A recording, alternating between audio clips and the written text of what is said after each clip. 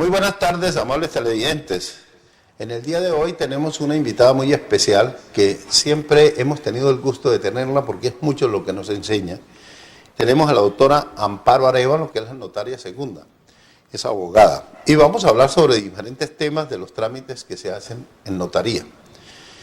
Sin más preámbulo, muy buenas tardes, doctor Amparo. Doctor Iván, buenas tardes y toda la audiencia de TV San Jorge.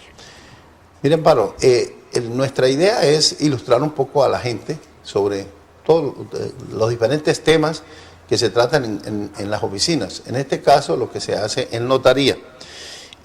Viene mucha pregunta, sobre todo con cómo se liquida una sociedad conyugal y cómo se demuestra esa sociedad conyugal, teniendo en cuenta que, primero, porque hay matrimonio, pero cuando no hay matrimonio, sino que hay una unión marital de hecho, de qué manera las personas lo pueden demostrar para saber que hay esa sociedad conyugal, Amparo. Cuando una persona se casa o cuando decide convivir con otra en forma singular y permanente sin estar casados, surge fuera del vínculo matrimonial y de la unión marital otro aspecto, el económico. Cuando se casa la pareja, sea por el rito civil o religioso, de inmediato surge la sociedad conyugal. Los esposos son socios entre los dos, por eso se llama socios, independientemente de quién trabaje, gana más o gane menos, todo lo que se adquiera a título oneroso, por pago, por compraventa, eso entra a ser parte de la sociedad conyugal. También surge entre dos personas que deciden convivir en forma singular y permanente, pero se requiere de que esa unión marital, para que surja la sociedad patrimonial de hecho, debe haber transcurrido mínimo 2 años. Cuando transcurre este tiempo, entre la pareja de compañeros permanentes surge la sociedad patrimonial de hecho. Termina la relación en forma amigable o por diferencias o alguno de los dos fallece, es necesario liquidarla. Las maneras, porque son varias, idónea es, si hay acuerdo, muy sencillo, en una notaría en común acuerdo. No necesitan para este trámite abogado alguno.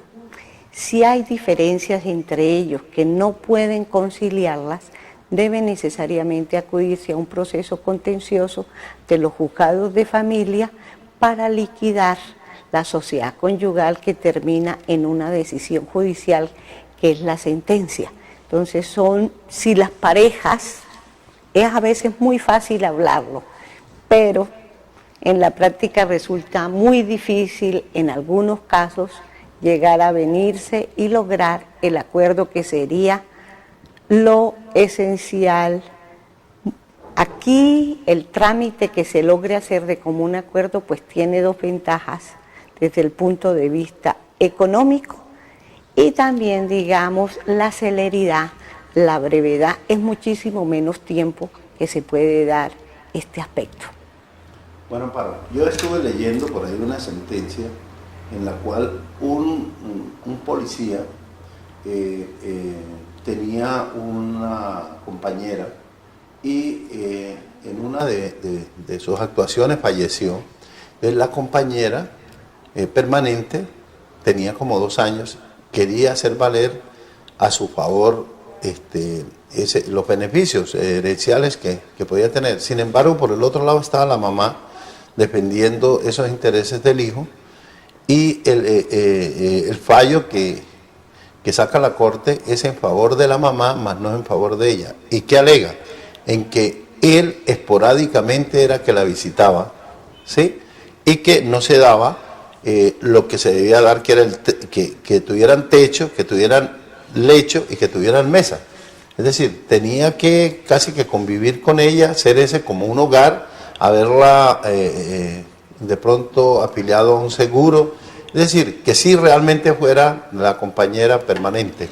Esa es una de las exigencias, porque es que a veces la gente se descuida, no conoce y no sabe que no es solamente el convivir, sino que si esa convivencia no cumple esas condiciones especiales, pues no se la van a reconocer. Sí, efectivamente, la relación, pues primero que todo tiene que ser singular y permanente. Ellos, unas personas sin tener ningún vínculo legal, deciden convivir, compartir sus vidas y básicamente en esos tres aspectos, lecho, mesa y techo, que cuando se dan estos, pues dices, están conviviendo juntos en forma circular y permanente y hay unos, digamos, aspectos que lo demuestran. Uno, afiliar, digamos, a las personas, residir en el mismo sitio, comparten, cohabitan en la misma casa, en un determinado lugar donde establecen su residencia, la persona ya le llegan los documentos de correspondencia, lo citan, las vinculas, digamos, es beneficiaria de las entidades prestadoras de salud, a veces el hecho, digamos, de rendir una declaración, manifestando esas circunstancias que vienen compartiendo su vida en forma singular y permanente, les puede servir en un evento futuro como una prueba para demostrar la existencia de esa unión marital. De hecho, con los consiguientes, digamos, derechos que surgen en razón de esa unión marital. De hecho, la persona será, digamos, si fallece, el 50% por gananciales y además podrá operar la sustitución pensional en beneficio de cualquiera de los dos cuando resulte que uno de ellos es el aportante. Bueno, yo le decía cómo se demuestra. Yo quisiera que en este caso, doctor Amparo, pongamos si una persona, que se dan muchos casos, y por eso le pongo ese tema, se da muchos casos en Ocaña de que la gente se separa, pero no se separa ante la ley, no es una separación legal. Puede haber un matrimonio, se separan, y luego consiguen una persona con la cual pueden compartir techo, lecho y mesa. Pero si tienen un vínculo anterior ante la ley, con registro civil o por matrimonio católico, tienen que deshacerlo para que realmente pueda tener derecho la compañera que está en este momento cumpliendo con la ley en lo que tiene que ver con techo, lecho y mesa. Sí, señor, pero quisiera antes que todo decirle, porque muchas personas acuden a ambas notarías y nos consultan en forma permanente de cómo se logra, digamos, establecer legalmente esa unión marital. De hecho, básicamente hay tres actos. Uno que se puede hacer en las comisarías de familia. Allá hacen el acta manifestando de común acuerdo los compañeros permanentes que vienen en esa unión marital. De hecho, ese es un acto que no tiene costo alguno. En segundo lugar, pueden acudir a una notaría. Mediante una escritura pública, los compañeros permanentes relacionan este hecho y así se plasma en una escritura, o pueden ir ante los juzgados de familia a que se les declare judicialmente esta circunstancia, porque tener, digamos, legalmente la declaración judicial, la escritura o el acta levantada en las comisarías de familia o en los centros de conciliación, que son también las notarías, demuestra ese hecho y puede entrar a demostrarse, digamos, simplemente con la exhibición de ese documento público. En el otro caso de parejas que estuvieron casados, que termina su relación de hecho, pero legalmente no procedieron, digamos, a disolverla y a liquidarla, tendría que demostrarse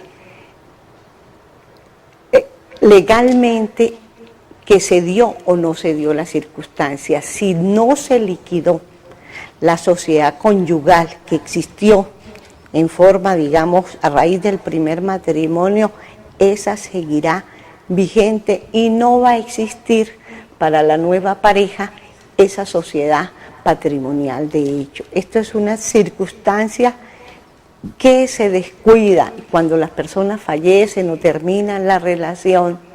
Resulta que la primera sociedad conyugal, en razón del matrimonio, no se liquidó y la nueva compañera, pues, tendría que entrar a reclamar, pero por otro aspecto, por la sociedad de hecho, que es diferente a la sociedad patrimonial de hecho, que surge entre compañeros permanentes. Es requisito indispensable para la nueva sociedad patrimonial de hecho haber liquidado la sociedad conyugal vigente que existió con su pareja en un anterior matrimonio. Doctor Amparo, ha sido muy claro usted en un tema que es muy álgido y que a cada rato sucede dentro de nuestra sociedad. Pasemos a otro tema que también es álgido y que a la gente le gusta conocerlo, y son esos derechos herenciales, pero dando la prioridad, es decir, se muere el padre o la madre, ¿quiénes son en primera instancia los herederos, quiénes están en segunda instancia y en tercera instancia? Si en un principio es la pareja y no tiene hijos, ¿a quién le puede corresponder? Si tiene hijos, pues serían los primeros. Después vienen, ¿quiénes vienen en ese orden? De acuerdo a la familia, ¿quiénes tienen derecho a la herencia de una pareja o de una persona que fallece?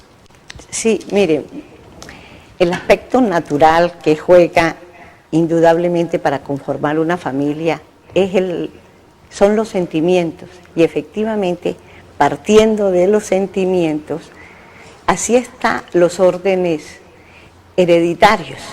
Por eso se dice: el amor desciende, los hijos, asciende, los padres, y se extiende. De manera que el primer orden hereditario son los hijos, se llaman herederos forzosos. Existiendo los hijos, desplazan a cualquier otro heredero. Se dice también que son herederos de mejor derecho. En el supuesto caso que la persona fallezca y no procreó ni adoptó ningún hijo, ahí viene el otro orden, que es el también primer orden: los padres. Los herederos van a ser papá y mamá. Cuando no existan ni hijos ni padres, los herederos van a ser sus hermanos. Entonces, por eso el amor desciende, asciende y se extiende. Qué buena forma de explicar eso, Amparo, porque la gente lo entiende desde el punto de vista del amor. Hay algo que pasa cuando hablamos de los hijos. Resulta de que el otro día se hablaba de que habían hijos, los hijos propios y los hijos naturales. Dentro de estos derechos, supongamos hay un matrimonio, el matrimonio se hace ya habiendo un hijo por delante de otra persona. Entonces el señor, para poner un ejemplo, el esposo ya tiene un hijo y hacen una sociedad conyugal. La sociedad conyugal tiene 2 hijos. Se destruye eso por muerte o porque se separan.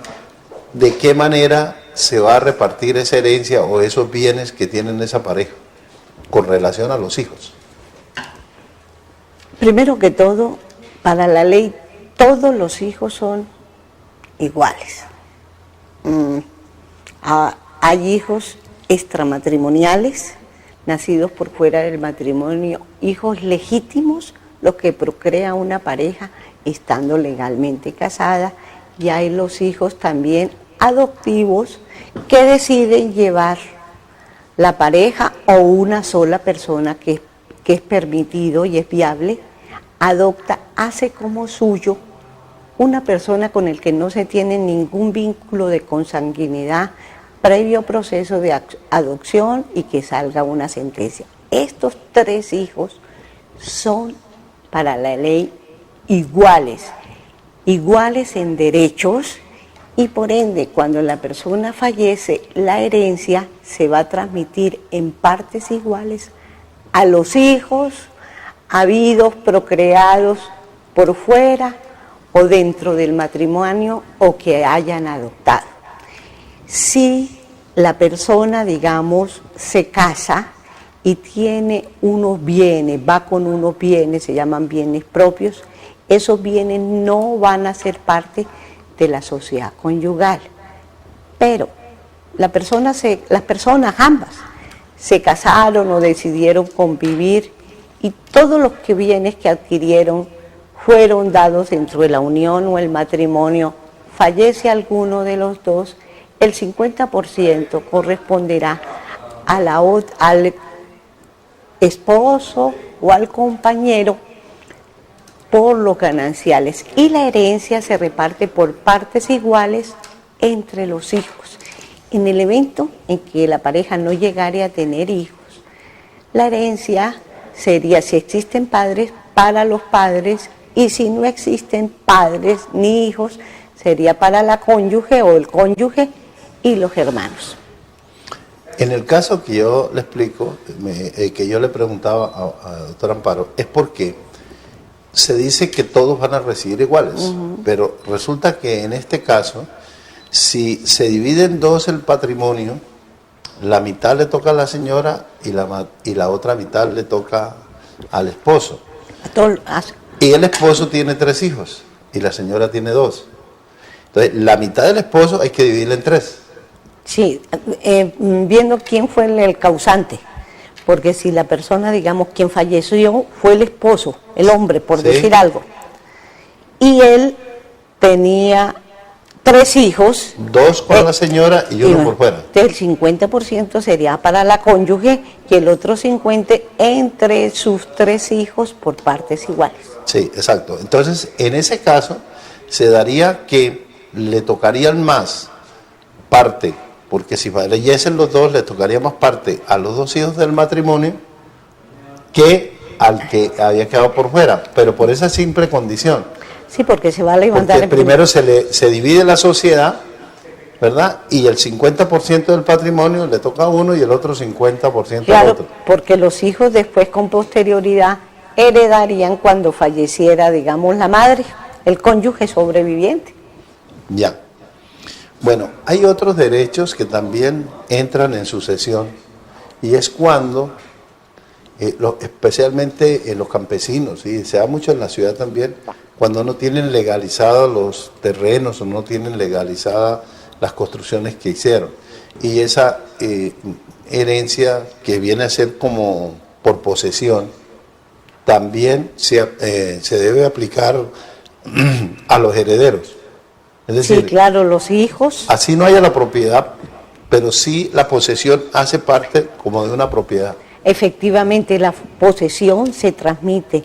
El derecho que el padre, por venir ocupando determinado predio, pues se transmite a sus hijos, y los hijos, como herederos del señor, quien estuvo en posesión por determinado tiempo, pueden acudir a un mecanismo judicial mediante una acción de pertenencia para que se declare que ese predio les pertenece y, digamos, la posesión que venía ocupando su padre se hereda, se transmite a sus hijos, digamos, si fuera el caso, o hermanos o cónyuge, según sea respectivamente. Bueno, doctor Amparo, vamos a tomar otro tema de lo que sucede en las notarías y en lo cual yo la veo muy ocupada porque la gente acude constantemente a eso, y que son los actos de conciliación en notaría.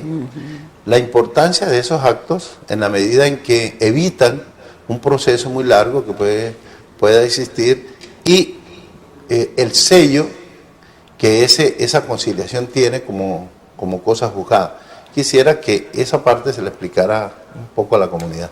Sí, desde la ley 640 del año 2001 se estableció el mecanismo jurídico de la conciliación, y en los centros de conciliación, acá la Cámara de Comercio y las 2 notarías, podemos llevar a cabo las conciliaciones.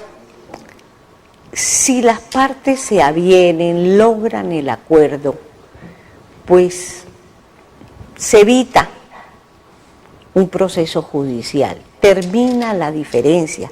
Eso que decía usted es muy cierto. Cosa juzgada, ¿qué quiere decir cosa juzgada? Tiene los mismos efectos de una sentencia. Es decir, las partes no pueden volver sobre ese mismo punto porque ya se acordó.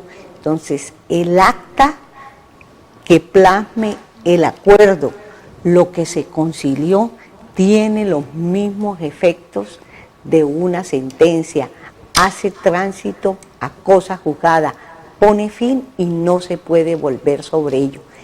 Si se establece el cumplimiento, digamos, de una obligación económica, el acta de conciliación tiene un efecto igual a un título de valor. Dice, presta mérito ejecutivo.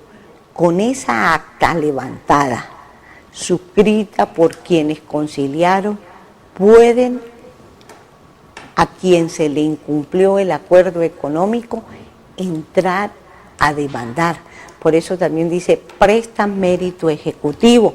A veces también se establece una obligación de realizar, entonces surge otro tipo de, digamos, de ejecutivo por obligación de hacer. Lo que se pacta, lo que se acuerda en el acta, sirve de base bien para el cumplimiento, digamos, de carácter económico o la obligación de hacer. Ojalá, digamos, que nosotros todos hiciéramos más uso de este mecanismo jurídico de la conciliación.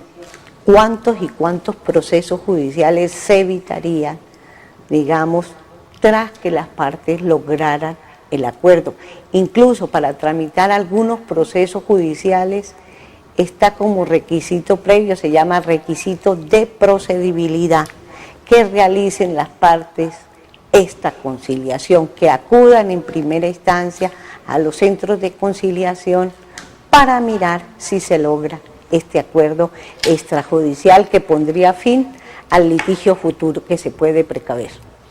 Bueno, doctor Amparo, en la notaría, para hacer un acto de conciliación, es necesario que lo acompañe a la persona o a las dos personas que van a conciliar, las que vayan a hacer la conciliación, deben por requisito ir acompañados de un abogado o pueden hacerlo sin necesidad de acompañamiento de un asesor jurídico. No, la persona, el ciudadano, cualquiera, la solicita la conciliación sin necesidad de representación judicial.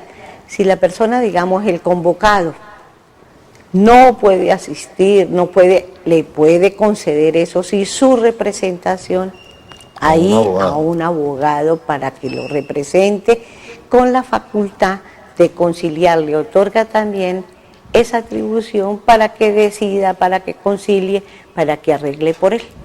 Esa era la segunda pregunta que ya la dice, quisiera que le pusiéramos más fuerza en eso, en el sentido de que la persona que tiene el conflicto por X motivo no está en la ciudad, está fuera de la ciudad, está en Barranquilla, está en el exterior, y ella tiene la voluntad de poder llegar a un acuerdo, lo puede hacer a través de otra persona con poder, o tiene que ser un abogado, o lo puede darle a un hermano, a un familiar o a un amigo, le puede dar un poder con esas facultades para que pueda conciliar, y una vez conciliado, él no se puede echar atrás porque el poder no lo va a dejar. Es decir, ya dio un poder para que hicieran eso. Eso lo pueden hacer también con que no sea un abogado, que puede ser una persona particular en la conciliación. No, necesariamente tiene que ser a través, digamos, de un abogado litigante que esté debidamente inscrito, que tenga su correspondiente tarjeta profesional y tenga la facultad para conciliar.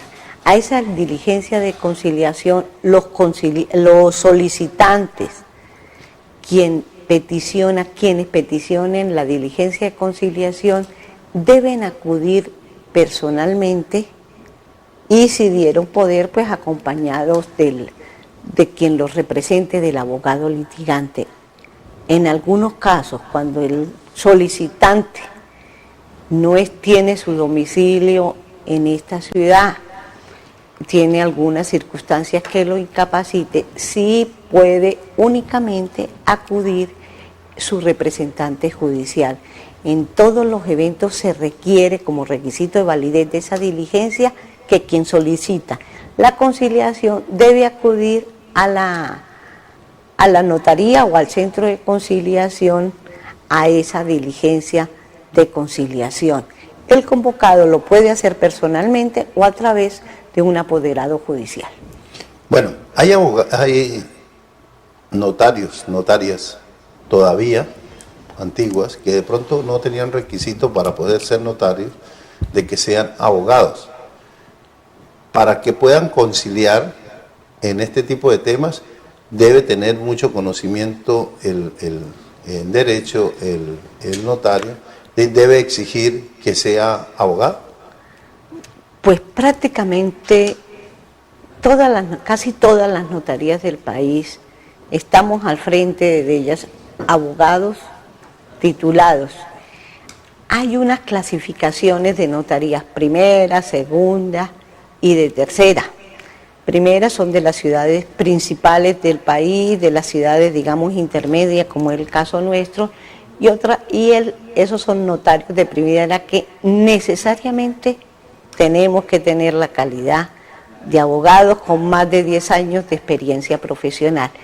Hay unas notarías de segunda, unas ciudades un poco más pequeñas, que también se requiere que el titular de esa dependencia sea abogado, pero en otras poblaciones, digamos, un poco más pequeñas, es posible que quienes estén al frente de esas dependencias no tengan la calidad de abogado, pero debe tener una experiencia mínima de 5 años para poder acceder a ser titular de una notaría de tercera categoría.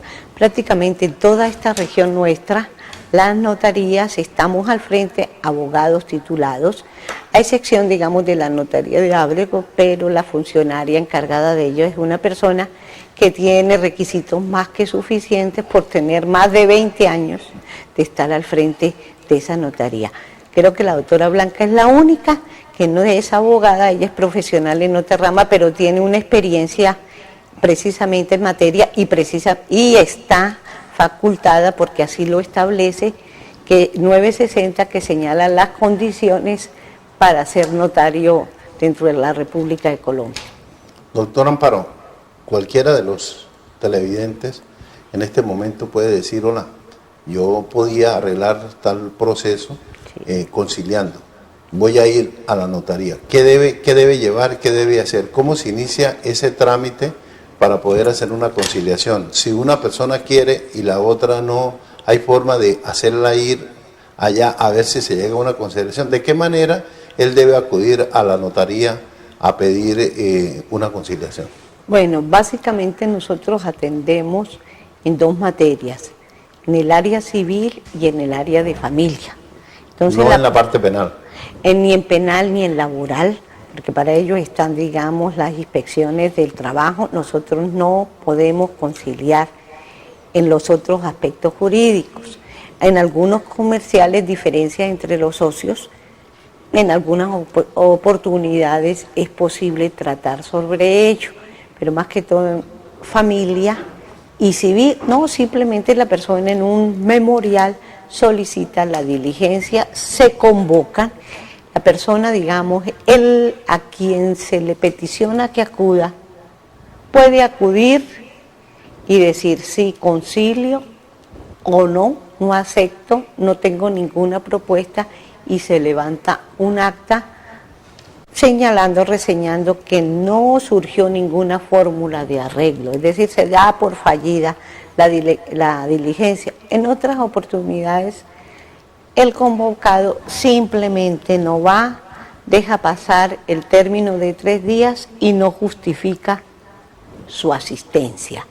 3 días pasó y no justificó la inasistencia, se levanta un acta sobre no inasistencia, o puede darse el caso de que efectivamente las partes logren un acuerdo y se levanta un acta reseñando los puntos que se conciliaron, suscrita por quienes intervinieron, el solicitante, los convocados y lógicamente el conciliador, que puede ser, digamos, no necesariamente el notario, porque también se concilia en las comisarías de familia, aspectos netamente de familia, y también en la Cámara de Comercio de la ciudad, en los centros de conciliación que existen no en Ocaña, sino en muchas ciudades del país. Doctor Amparo, ese tema ha quedado muy claro. Por esa razón siempre me alegro cuando usted acepta venir a nuestro programa.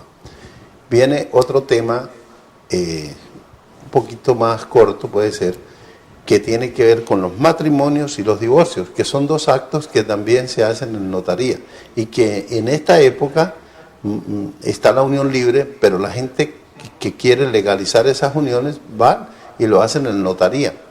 En eso hay una parte que siempre la hemos hablado, y es que las personas pueden, antes de hacer este tipo de matrimonios, que es el matrimonio civil en la notaría, pueden hacer la declaración de sus bienes para que en un futuro pues sepan que entra a esa sociedad. ¿Podemos explicarle un poco a la comunidad cómo se hace ese proceso? Sí, ese es otro punto importantísimo.